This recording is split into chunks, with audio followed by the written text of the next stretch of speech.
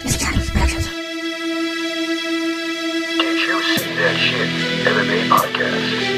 Hosted by Big Swingin journalist Mike Strauss, a.k.a. Strauss21, and Chicago's #1 underground comedian, Apollo Taj Mahal. Yo, what up, man? Did you see that shit? What shit?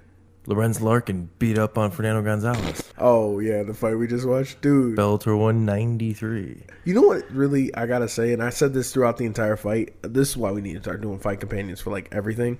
Why did it look like the fat kid on the playground getting beat up by the bully? It was so sad. And how come the fat boy had better cardio than the bully?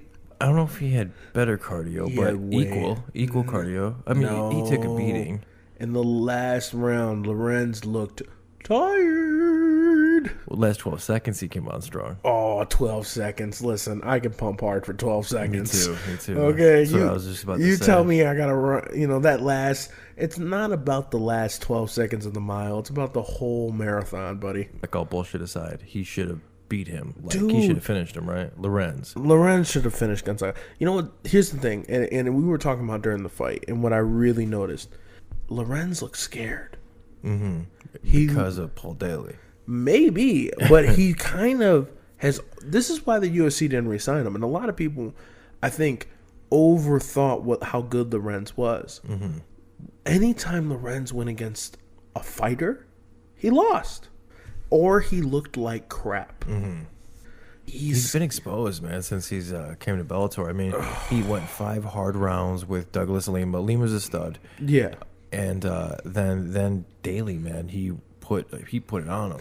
But that can happen to anybody. For sure. But Lorenz has always been scared to pull the trigger. Like, just, It seems that he doesn't pull the trigger. You see how a freak of a nature he is, and his technique is sound, and we were talking about it.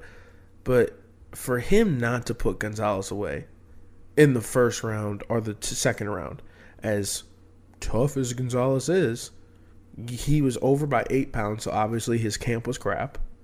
Yeah, and then Scott Coker did his famous little catchweight trick. I love it. He's smart. He's smart dude. It's a great thing. But not only was he over by 8 pounds, which means his camp was pretty crappy, but he didn't look that impressive. Gonzalez looked like crap too. And I'm going to say this. People really shouldn't throw kicks if they don't hit, because it looks really funny. I don't want to make fun of a fighter, but, he looked kind of silly when he was throwing those kicks. I don't know what it is. He threw a front kick, and it kind of looked like that, like your little brother kicking you away when you're about to be alone. He's like, no, leave me alone. And then, he would throw a roundhouse. But it looked like he was, tipping over to touch his other toe, because his whole body, bent with the leg going up. His legs are definitely proportioned unevenly, right? They're unusually short. Well, no, he's a 155er. For sure, yeah. If he was in 155, he'd be reaching people's heads. No problem. The problem with Gonzalez, and what I notice, is that he has great jiu-jitsu, and he's a gamer, and he's willing to go down with anybody. But I don't think he's 100%. I don't think he's all the way in, because... Yeah, it makes you wonder, right? Because his physique and his camps, and he trains with tough guys, man. Steve Gazzola, I wanted to mention him too. He had a rough night, on 193, he got knocked out. He'll be back, but maybe we should tell everybody who we are, what we're doing here. We just kind of came in, Oh, shit! I gotta let people know who I am. What we're doing. So I'm Mike Strauss, aka Strauss21. I MMA journalist. I write for Cage Side Press. I write for Combat Press. I used to have the cage fight. Decided to do this with my buddy Apollo. Tell him who the fuck you are. I'm Apollo Taj Mahal, and I tell dick jokes on stage for no money. No, man. If you don't know who I am, I'm Apollo Taj Mahal. I've been doing stand up for about 3 years. Used to train in MMA, love MMA, and my boy called me up and was like, "Yo, I got food and video games. I want to talk some business." I was like, I got time for both of them. So, and there's a third thing too. There was a third thing, but listen. It's green. It's green, and it's gonna be legal. And it rhymes with manibus. Words. Listen, We're just kidding. Sorry, Mom. It's a bad influence. But no, Your mom fight? Dude, my mom. She a fight fan? Dude, not a fight fan. She'll watch them. But I think she could whoop every UFC fighter's butt right now. Really? Yeah. I seen her beat a man with the soap dispenser. No weapons in the octagon. My mom's the queen of the trailer park. Your mom's just whipping out shoes. Besides Bellator 193, UFC Fox 27 happens this weekend as well. I know you think it's trash. It's really not a very okay, let me ask you, Apollo.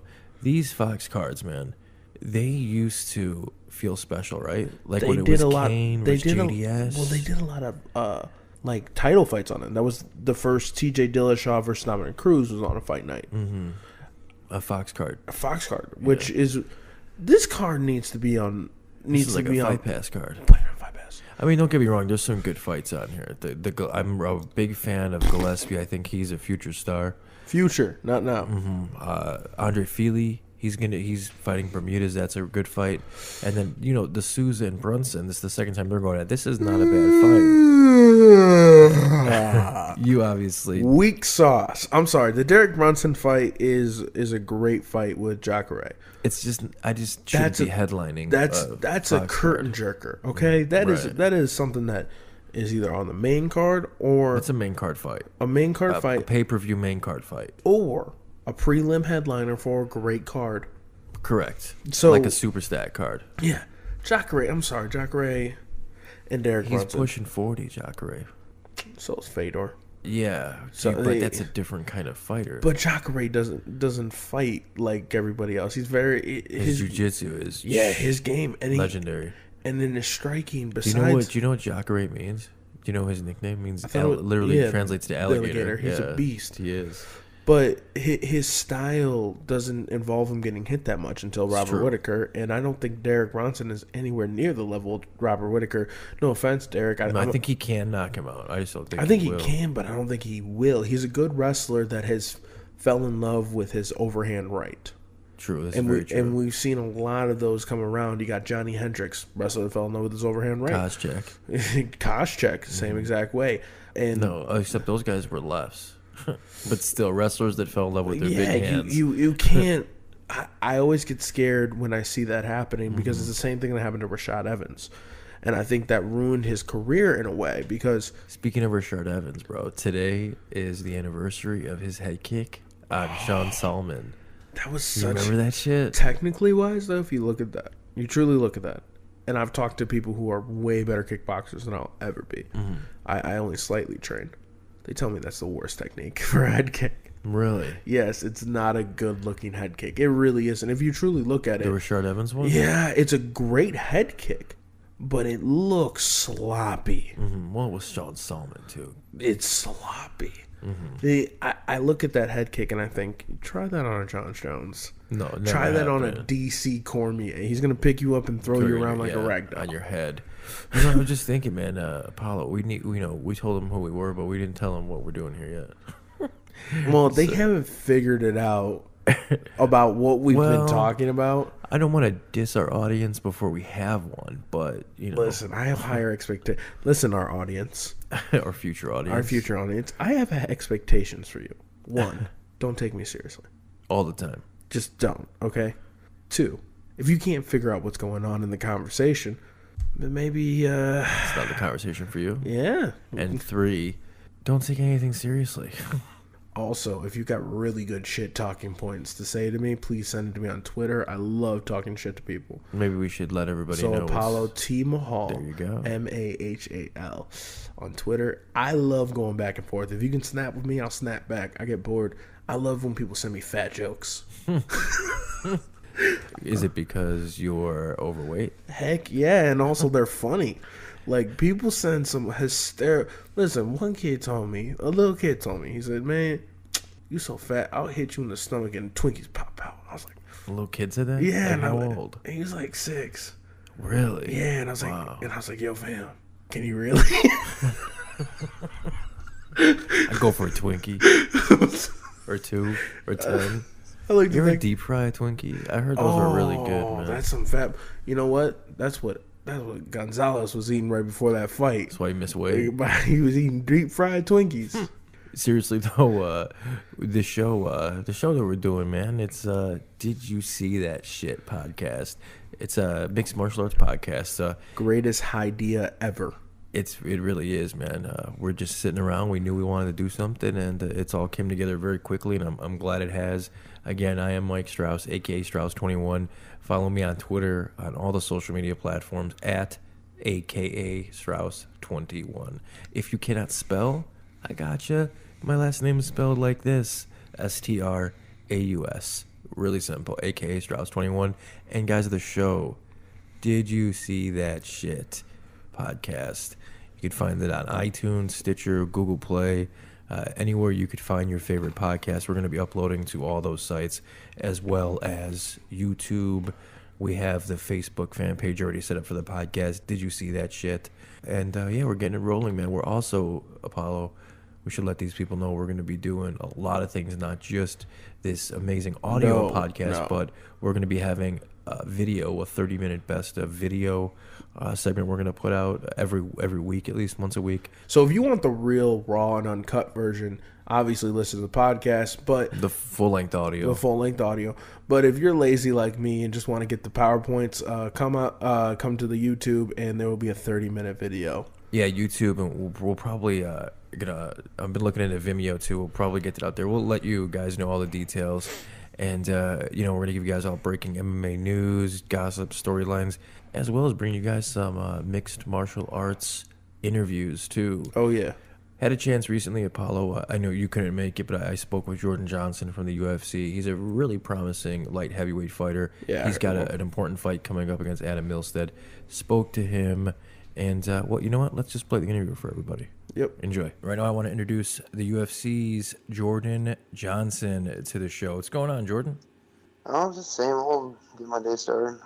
A lot of things been happening, man. It's a busy 2018 for you. I personally, I think you're one of the most exciting prospects in the light heavyweight division. Of course, you're an Illinois native, so I want to ask you though, man. I don't hear your nickname Big Swingin at all anymore. Is that something that the UFC just doesn't want you to kind of do, or did you just drop it altogether? No, I both fights I filled out the paperwork as Big Swingin, and you just didn't put it. So I think they might try to take it away from me. We're gonna have to start a petition to get that back. I think it's probably one of the most clever nicknames in the whole sport, man. It's awesome. I could see why they might shy away from it, but to hell with them, man. I'd still buy a Big Swingin Johnson shirt any day of the week if I see one.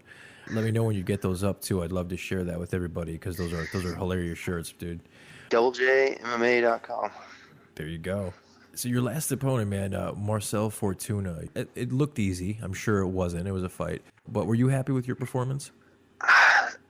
I was and I wasn't. I worked a lot. I kept the fight on the feet a lot, which earlier you said that you think I'm an exciting fighter, which is something I don't hear very often because I am a wrestler. And, a lot of people think my style of fighting can be a little boring, but I'm working on my stand-up quite a bit, and that last fight I tried to showcase it. So I was happy about that, but, it wasn't exactly a super... It was I clearly won, but I didn't, dominate him. I didn't destroy that dude.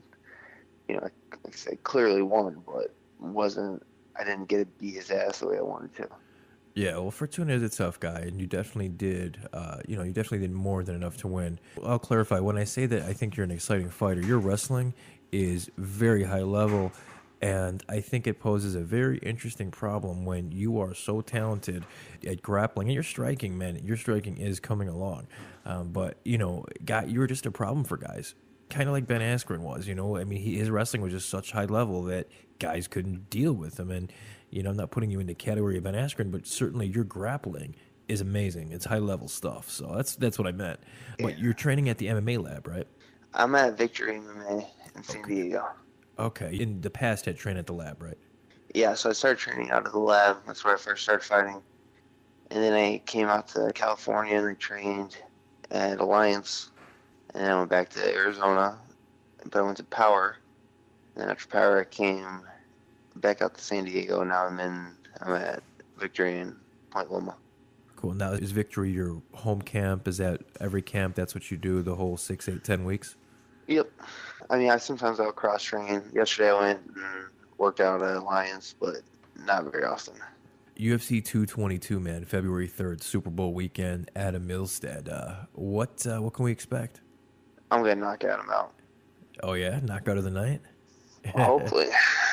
There's some good athletes on that card, but I'm going to knock that dude out. Now, let me ask you, I've talked to a few guys, man, and they have a hard time getting fights for whatever reason. Guys don't want to take fights. Do you find that a lot too? Are you offered a lot of guys and just guys don't want to fight you, or? Yeah. So this fight, this is kind of a weird situation because I'm going into this is my third fight on my contract. I know they generally give you a new contract after, or they make an offer. We have one fight left. So I figured, all right, I'm gonna go find someone that I can just beat the shit out of, which is Adam. So that was the fight I wanted.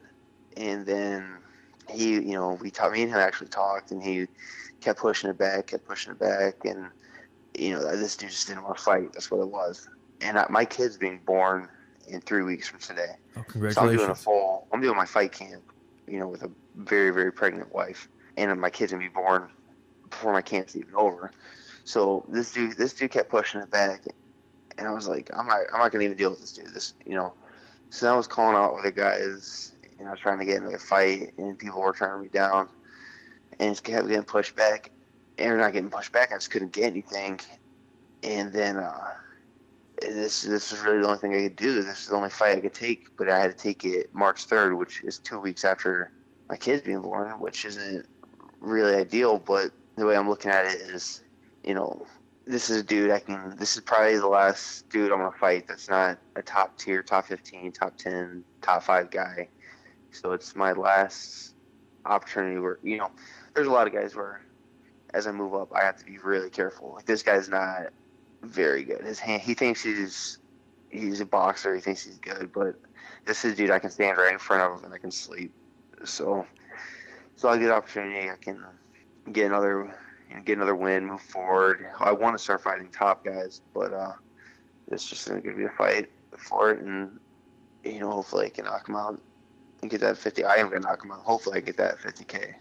Definitely have a great chance at doing it, man. With the convincing victory that you're envisioning, do you see that will be enough to really push you into that next tier, that top 15, top 10 group? I mean, he's a nobody. He's not a name. He's not going to do anything for my ranking or anything. But hopefully just being 3-0, beating him's not going to do anything for me. Hopefully being 3-0 will do something for me. But really it is, I'm just going to have to step up in the competition. If you do that, though, you'll be 9-0 overall, right? You'll be 3-0 in the UFC, and then if you end it in a spectacular way, yeah, I think you're right, man. I think all that will definitely get you into that next group of guys, and I definitely think you're capable of doing it, man. You mentioned that you're going to be a father. Is this going to be your first trip into to fatherhood? This is my first job. Oh, congratulations, man! It's an exciting thing. It's a life changer for sure, as I'm sure you're already experiencing with the pregnant wife, right? Yeah. Has it been difficult, kind of trying to balance this camp with all these new experiences? Not really. I was a little nervous about it, but she's made it very easy. And I mean, the thing is, when you fight, it's not a regular job. I just have to take a 2-hour walk and go to the gym, and then when I come home, I have the rest of the day to do whatever I need to do. So it's not. It might even be easier. Actually, people that work full-time jobs, because like I said, I only have to leave for a couple hours, and then I can come back and I can do whatever I have to do. That's my role as a dad or expecting father. For sure. So you're finding having the freedom of being a professional athlete is actually advantageous to you being a father. It allows you to kind of plan around that. Very cool, man. Well, I'm excited for you because I think that, I know you're going to be a fantastic father, and you're one of the most interesting fighters in the light heavyweight division because, we just saw what Volkan Ozdemir did. And, if you can go out there and do something similar, that could easily be you this year. You know, so yeah, I'm excited, brother. I can't wait to see what this year has for you in store. Congratulations again on being a father. That's life-changing stuff. Thank you. Anytime you'd like to come on, man, I'd love to have you on. And again, congratulations, and I look forward to seeing big things from you at 222. All right. Well, thank you for the call, and have a great day. All right, and that was my conversation with Jordan Johnson. So right away, man, I know what stuck out to you was his talking about Milstead. Yeah. What do you think? All right, now, Jordan, I get excited by wrestlers. So, Jordan, you know what? Don't start trying to be humble around us about your fighting style. It's exciting to people who understand what's going on. I'm excited about your wrestling. You got beast wrestling. Yeah, he definitely has high-level wrestling. But, man, you are saying some huge words that I really enjoyed. I like trash talking as much as the other person. Mm-hmm. And Jordan seemed very genuine with his trash talking. He's not. The thing is, Jordan's not typically a big trash talker, but boy, I liked what he was saying there. I believed it. It was good. It was good. Good job, Jordan. Good job on the trash. I hope it's legit too. I hope you really don't like Adam, but I don't know how you can't, because everybody, if you do a little bit of research on Adam Milstead, not only do you find out that he's a pretty BA fighter, he's also got a golden voice. Yeah, you were pretty impressed. He had a cover of a Five Finger Death Punch. Yeah, and a country song, and then he put up a speech, and that speech got me hyped up to go nowhere. And now you're thinking that he might actually beat Big Swingin Johnson. You know what? I want Big Swingin Johnson to win only because of his nickname.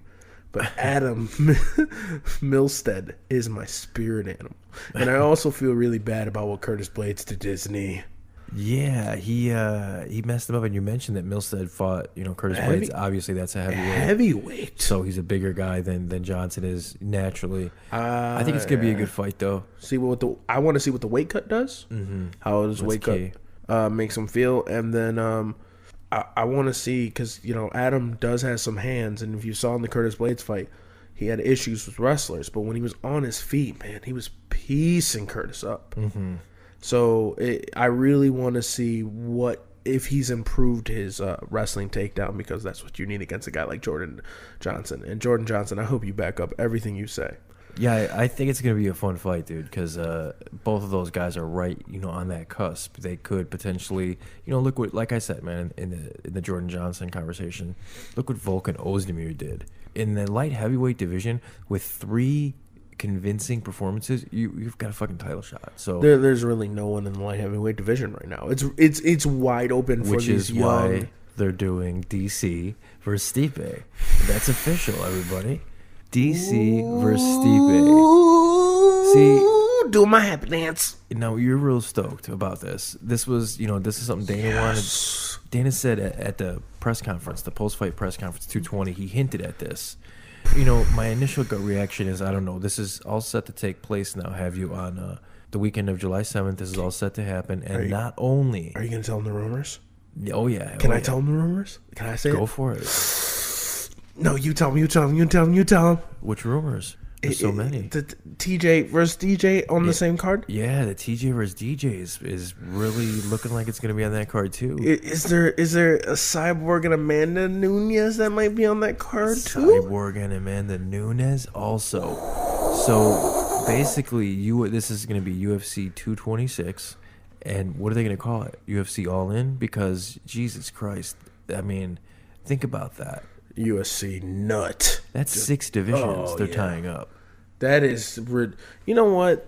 Listen, this is what they need to do. I'm gonna. If they do this, belts. They're definitely doing no belts on Cormier the line versus DC. Yeah, but if they do all 3, no belts on the line. I want no belts. We're going straight Pride style. Really? You don't think there should be any belts? No, straight Pride. Straight Pride, man. Straight Pride style. That's what all I want to see is straight Pride. Yeah, I would like to see that too, but I don't think they will. I think they're going to put the belts on the line because that's what this new regime wants in the UFC. They want the big splash. They want the big marquee. They want to have that headline, and this is going to give them it, man. No fair, because it's not fair, because life isn't fair, motherfucker. All right, here's the problem. Amanda Nunes, DC, and TJ are giving nothing up. Are you sure? Yeah.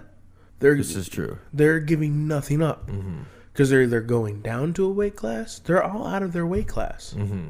I don't want to see 3 people get stripped of their titles, and if the other person loses, they just get to go back to no. This is all like for TJ. This is for all 3 of them. Mm-hmm.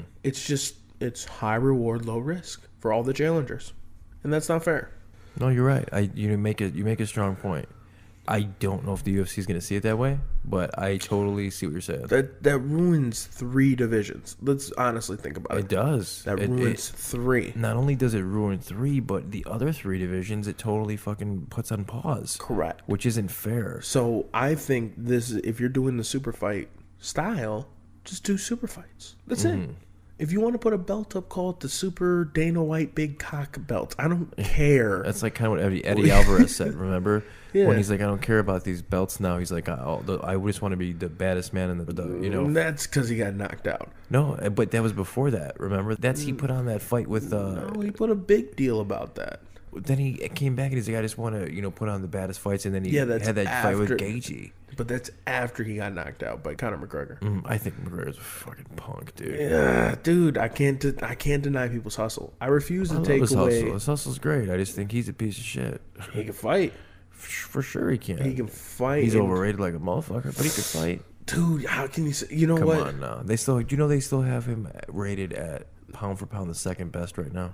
Okay, that's so criminal. Man hasn't fought almost 2 years. MMA math makes no sense. It doesn't. You're right. It makes no sense. But the people that he has beat with the resumes that he beat them with, he's a bad mofo. He's okay. He's bad. He's all right. He has holes in his game. Big time. And no one but Nate Diaz was able to really, really show those holes or take advantage of them. Because if you really think about it, Eddie Alvarez didn't take advantage of those holes. No, he really didn't, did he? Chad Mendes tried to. Failed. Jose Aldo didn't even touch him. I remember watching that fight. I was at my house with my wife. Now, let me just give a little preface here. My wife enjoys combat sports. However, she will only sit and watch a handful of people. For instance, she liked Forrest Griffin. Oh, yeah. But her 2 favorites, and it's not even close, her 2 favorites were Chuck Liddell and George St. Pierre. Yeah, respect those. She loves her some Conor McGregor, though. So she was watching that fight with me.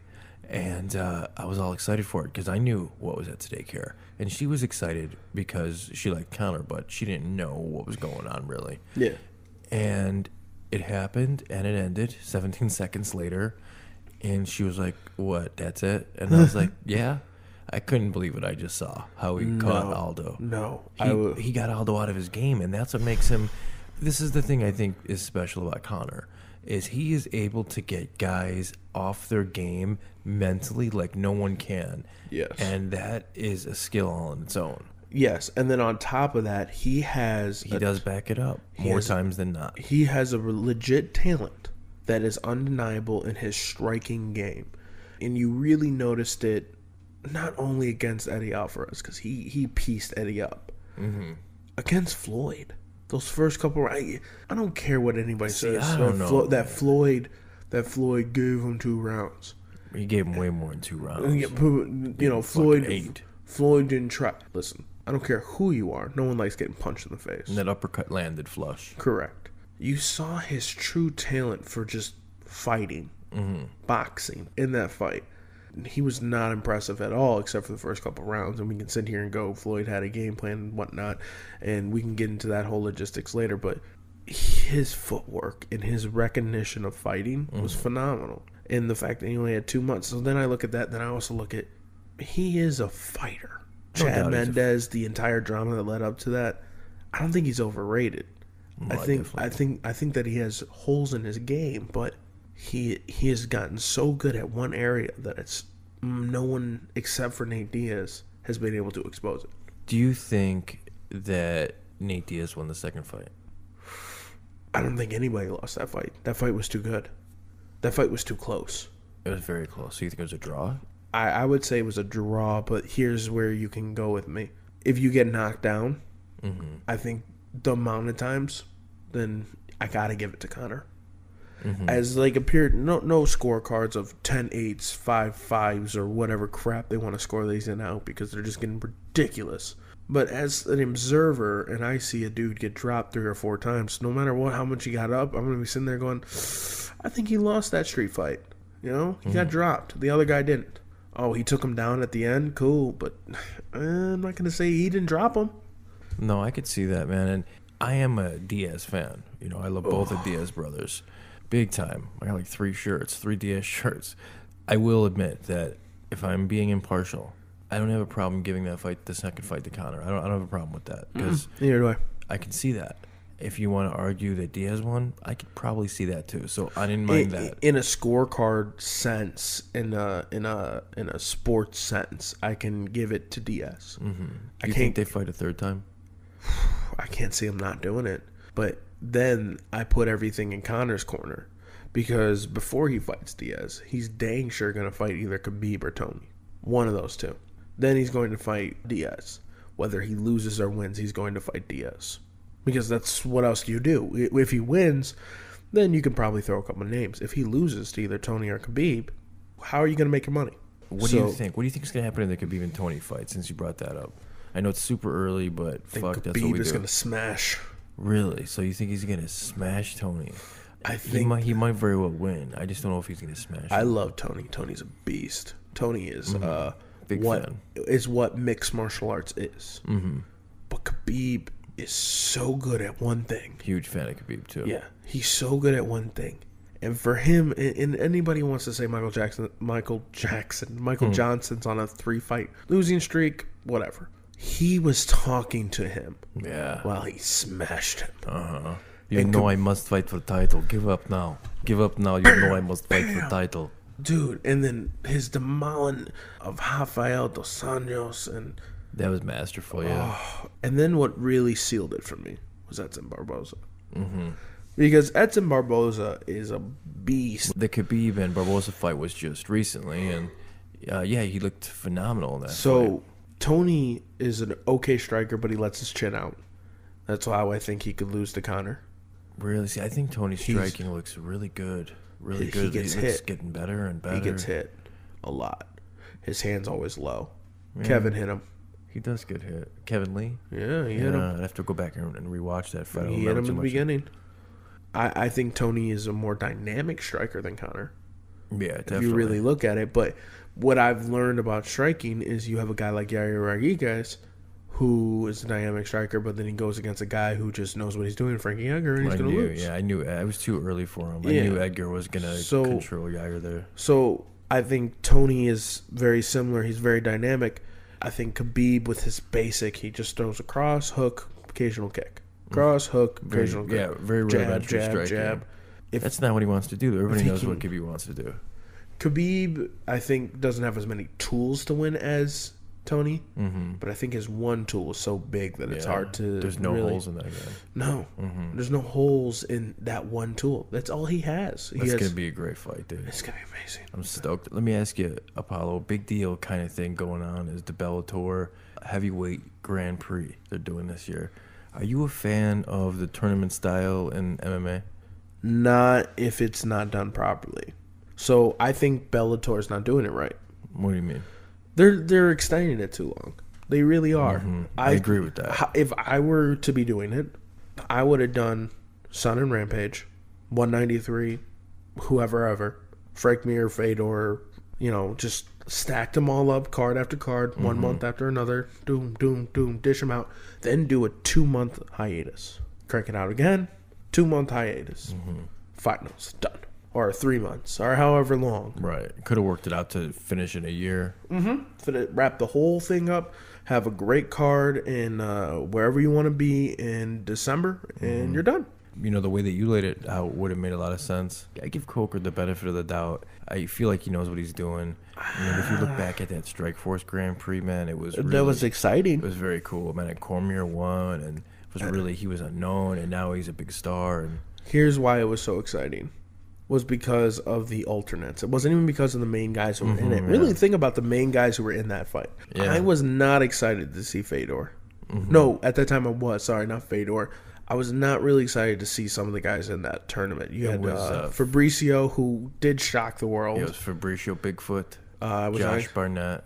Not excited for Josh Barnett. Alistair Overeem. I was excited for him. They're killers. But the issue I had is that there are a lot of old people. I feel like that's Bellator's gimmick right now. Brett Rogers was in that tournament. Remember him? No, He's in prison, I think, now. He went. I know. Maybe I'm wrong, but I know he went to prison for a while. there's a lot of. It's crazy. Also, Bellator's Grand Prix doesn't even seem like heavyweights. Well, it's because half of them really aren't. It's, Yeah, that's because you King have Mo, Ryan Bader's their light heavyweight champ, and Chael Sonnen, and then Rampage. That's 4 guys. He just really did a tournament of good names in the heavier division. That's it. Yeah. He just that doesn't tournament of good names doesn't sound as good. because I really don't want Chael Sonnen to be the heavyweight champion. Yeah, right. Did you see who they announced their first 2 alternates? Chuck Congo and Javier Ayala. Yeah, it's like what? Javier Ayala. He had a good fight and with Roy McDonald Nelson. wanted to do it. I was like, let Roy. Well, they Let probably Roy. would fucking let him. Shit. I think Roy would do the whole BJ Penn versus Machida. Yeah, man. Or You BJ watch Penn that looked fight. like It's thicker crazy. than a Snicker. Right? He's like 300 pounds in that fight. You should. Anybody listening, man, don't know what we're talking about. YouTube Machida versus BJ Penn. They fought At probably about heavyweight. 15, 20 years ago, and they both look bloated. You know who looked bloated? Oh, Francis Ngannou. what do you mean by bloated? Did you see him in this fight? Well, yeah, I watched the fight. He had stomach pouch. Really? What are you? He had a Like little- constipated? No, like he just looked Get to take a poopy? fat. Really?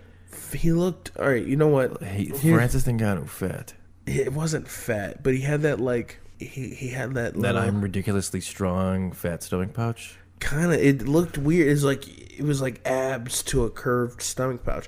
Obviously, fat people need to stop fat shaming people. But if you're a professional athlete, I think. Oh my god, my abs are too sculpted. It looks round. Look, No, they looked. He looked like he had a little fat pouch at the end. missed that. But I Ditto. saw him get his ass beat. Yeah, but he didn't look the same. Go look up a picture, I will. man. Where's your phone? He could have just fucking had to take a poopy. I'm telling you. No, man. dude, I am telling you. I'll look it up.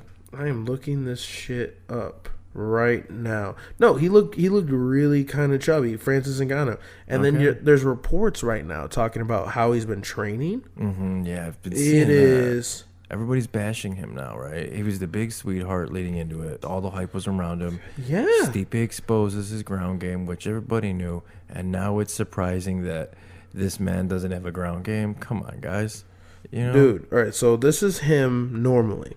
Right. The listeners, he's just showing me a picture of Ngannou at weigh-in, and he looks ripped and chiseled, and like you could dry your laundry on his stomach because it's so freaking washboard.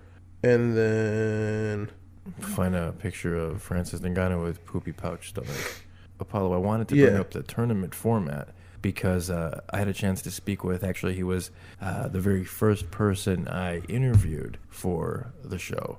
And I know it's not the way that we're playing it on this show, but who gives a shit? Because it's our podcast. We do what we want to do here, right? Yeah. So we do what we want here. But he actually was the first person that I had a chance to speak with for the show. Yeah. He is a local fighter with immense potential. The website, Tapology.com, has him listed as like the 3rd or 4th best prospect in the entire Midwest. That is the Prince Angelo Rivera Jr. So here's my conversation with him. Enjoy. Right now I want to introduce my friend and fighter, the Prince Angelo Rivera Jr. to the show. What's going on, brother? Hey, how's it going? It's going fantastic, man. You are the very first guest on Did You See That Shit MMA Podcast. So I want to congratulate you. We're going to have many more big-time guests to come, but you are the very first, brother. Thank you. So big things coming this year. You're not wasting any time, huh? You got a tournament that you're going to start fighting in real soon? Yes, I'm actually competing next weekend. And where's that at? It's in Missouri. I'm giving that UMass tournament another shot. Hopefully this time I don't leave it in the judge's decision and I finish my fight. Yeah, you say that the last year, the UMass tournament, that was the same tournament that you participated in and went all the way to the finals and got pretty much, you just got shafted by the judges, right? Yeah. The guy I lost to was a 2-time runner-up. So, I don't know. And he ended up winning the whole world tournament. Really? He went on to win the whole thing, huh? Yeah, he ended up winning the worlds in Bahrain. Well, at least you know you got a decision loss to a legit dude, right? I don't know if there's any consolation in losing, but at least that's got to make you feel, better, right? I guess. I mean, in all honesty, my record is 12-5. I feel like out of those 5 losses, I only had 3 legit losses. And which ones would you say those were? My last one, where I competed in Hoosier Fight Club, I wasn't 100% going into that fight, and he ended up beating me by decision, straight out. And my first loss, which is a knockout to Agul, and my second loss was just a unanimous decision to Troy Lomson. So those are the 3 that you could stand up and say, yeah, I think I lost those ones. Yeah, no, for sure, 100%. Okay. I'm a true competitor, also 100% sportsmanship. When I know I lost, I lost, and when I know I won, I won. For sure, I agree with you, man, and you are a stand-up guy. I hate to bring this up, but more recently I was calling one of your fights at Fight Card. Man, you talk about a bad decision. That might have been the worst decision I ever seen with my own eyes. I'm talking about the main event fight. It was a title fight, I believe, too, between you and Imanzaki Sajeho. Mm-hmm. And, I wasn't a judge. I'm not a judge. I'm not a referee. I was just simply doing commentary duty that night. And needless to say, me and my commentary partner, the professor, Mateos, we were stunned that you didn't get the nod in that decision. You definitely think you did enough to win that fight, right? Definitely. I mean, if you look at the video, every single round, I ended it on top. I mean, I could have done more damage on top, but I thought I did enough to get the win. Yeah, I do too. That was one of the worst decisions I can remember in recent memory, man. Jor, have you ever talked to anybody regarding that decision to ask them, like, why didn't you give me the nod? What did you see in there? Did anybody ever explain to you, like, how you didn't do enough to win? Yeah, they said that it went down to the last round, and if I would have landed one significant blow when I was on top, that they would have gave me the fight. Really? One significant... Yeah. I mean, I don't even understand what the logic in that is. So if you would have hit him one more time slightly harder, you would have won. I mean, that sounds stupid to me. They said that I wasn't, I guess, like, I was throwing punches, but I wasn't throwing with enough power. You weren't looking for, like, the kill, the finish.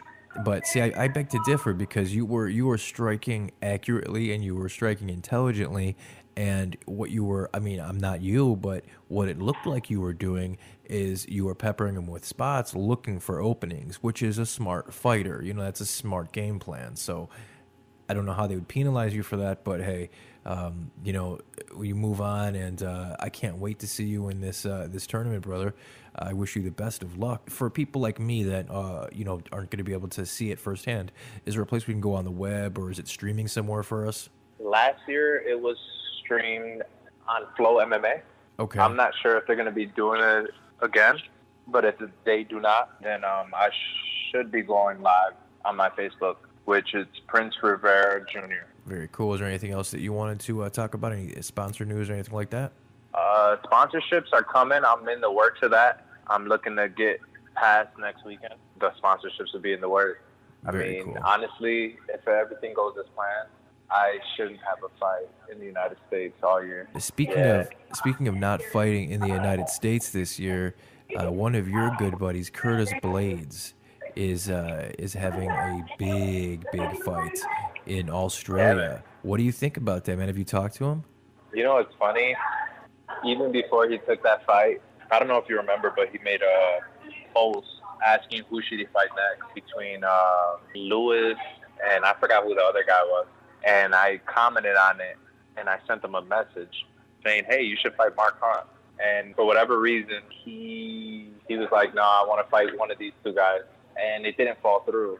And he ended up having that fight with Mark Hunt. Which is like, hey, I told you to. Yeah, you definitely did call that, man. How do you think this fight's going to go? I think it's going to go pretty good for Curtis, but I want to get your input. It should honestly go great for Curtis. He lasted with Ngannou, which didn't knock him out. He has the strongest hands, to me, in the UFC currently. And honestly, if he goes in with the same game plan as Brock Lesnar, he shouldn't have a problem. Yeah, because you know that Mark Hunt is going to want to keep it on the feet, and Definitely. Curtis's stand-up game has increasingly looked good every time he steps in the octagon. So I'm excited for the fight, man. I think Curtis is a real dark horse in that heavyweight division. You know, he's still young, Definitely. 26 years old, as well as you, man. You're still a young cat in the game. What can we expect from you this year? I know that the professional word has been kind of tossed around, but you haven't made the move officially yet. Is that something we might see this year? Honestly, it might be next year. This goes as the plan for next weekend. I'll be having a fight in Spain, Romania, Australia, and then in Bahrain Wow. to end the year. So this is all with the UMass organization. They have a strong international presence, huh? Yeah, definitely. So just looking to build my name. Once I do turn pro, then I'll be able to get paid a lot more than somebody normally just turning pro. Yeah, absolutely, man. Well, I wish you the best of luck. I think you're one of the most intriguing prospects in all of the Midwest, man. I think you have a ton of potential, and I can't wait to see how you do in this tournament and how you do overseas and what lies in store for you this year. I'm excited, man. Thank you, man. It's been a pleasure. It's an honor for being your first guest. I appreciate it, man. And anytime you want to come on, anytime you want to talk, just hit me up. We'll have you on, man. Definitely. Well, take care, man, and good luck to you. You too. Thank you. Take care. Bye. All right. Yeah, I just wanted to bring that up because, Angelo, who's a buddy of mine, has a big tournament coming up. So I wish him the best of luck and support your local MMA scene because that's very important, right, Apollo? You should support him now then you're a bandwagon fan. Oh, well, that's a good way of looking at it, too. But you should support your local, anything that you're passionate about, I believe, just the way it should be done. I will not support local things, depending on where it's at. I will not support the Cubs. Well, baseball's stupid anyway. Any sport with a stick. Why can't they bring the stick with them? Also, you're going to get me out. I'm going to tackle you. Yeah, I win. it's Victory armbar. I don't think they thought that sport through, right? Honestly, I couldn't play baseball as a kid because I would take kids down because I wrestled. Right. I'd just be like, I'm out. Double leg. So, Apollo, we're not just going to bring this amazing mixed martial arts podcast to everybody on a weekly basis. We're probably actually going to bring one or two podcasts on a weekly basis, and that's full audio will be available. The full podcast will be available on audio on all the sites that we said, whether it's our website, which will be didyousseethatshit.com, whether it's iTunes, Stitcher, Google Play. Our podcast will be available in its entirety on all those sites, as well as the kind of condensed best of 30-minute video edition of the podcast that we'll put out on YouTube and probably Vimeo. If you guys want to get a hold of me or Apollo, give us questions, comments, concerns. If you want to be a guest, if you're a fighter listening, contact us at mike@didyousseethatshit.com. There you go. Apollo UFC 3 comes out here in just a little bit, right? Ooh. We got some plans for that as well, don't we? Yeah. I'm already practicing right now with EA Sports MMA. So when the UFC 3 comes out, we're going to get it. We're going to hook up the old Elgato, and my buddy Apollo and yours truly will be doing some pretty hilarious and awesome commentary and putting that up on You're going to get the hands, boy. We'll put it on the amazing YouTube channel, which is the Missing Times Production, which, of course, is my production company, guys. All of our content is going to go through it, but I'm excited, dude. We're going to be doing huge things this year in 2018, Apollo. 2018's my year. 2018, Apollo, we're going to be bringing everybody the best breaking news in mixed martial arts, rumors, inside information. We're going to be talking to professional fighters. Of course, maybe the most important thing is we're going to entertain you and give you guys some much-needed comic relief in a world that really is just, honestly, it's kind of poopy. I'm going to be 100% honest. The odds I piss off a fighter in this run before the year's up. I put money on it. Maybe highly, but the odds of me smoothing it out with a fighter, I would say, are probably even higher. I really feel like I don't want to piss off any fighters because I don't want to get beat up. Well, I think if Joe Rogan can get away with it, I think, and obviously Joe Rogan is the man. I'm not saying that, but I'm just saying, if he is not always overly nice about certain guys, and it is what it is. Nothing's personal. You know what? I'll submit him. I'm now gonna do jiu-jitsu. All right, man. Is there anything else you wanted to add? No, not really, honestly. I think you said it all. We're here to have fun, and we're here to entertain you, talk about something that we like, which is MMA, something we're very passionate about. And then at the same time, like, guys, join, have fun, talk shit with us. You know, tell us what you guys think about things. Because you know what's more interesting than, like, actual people who really do commentating? Is comments. Like, their opinions. Like, I love going through and seeing people's opinions. And then my second favorite is their conspiracy theory about their opinions. There you go. And I'm a conspiracy theory junkie, so maybe we can even talk a little bit about that from time to time. So we'll talk about everything, you know. And I'm a huge boxing fan. If there's a huge boxing fight coming up, obviously we'll cover it and talk about it. Combat sports in general, yeah. Yeah, combat sports in general, jiu-jitsu tournaments, wrestling tournaments. Oh, yeah. Big jiu-jitsu fan, especially, you know, I have a little personal goal. I have 10 years to become a black belt, and I'm starting at 10th Planet Lombard under the amazing Omar Ocasio, just a matter of days. I just want to clarify, too, for everybody, I don't know if I was clear enough, we're going to at least put out one of these podcasts every week, probably more like 2, maybe even 3 on busy weeks for the MMA world, so... Guys, I might even do more than that, depending on how... We might fucking get stupid and just do one every goddamn day of the week if it's a busy week. We might even get really dumb and do it naked on each other's lap. I already don't wear pants. Well, we all know who's wearing the pants in this relationship then. And on that note, I think we'll end this first episode of Did You See That Shit podcast. It's been fun, man. I can't wait to continue doing this with Either you. can I, but we need to talk about these chairs. You were definitely need to talk about these chairs. Yeah, we need to talk about these chairs. We'll figure it out. Yo, we need to get Joe Rogan's chair, dude. Yeah, I don't have $5,000. You know what? See, listen, here's what we do.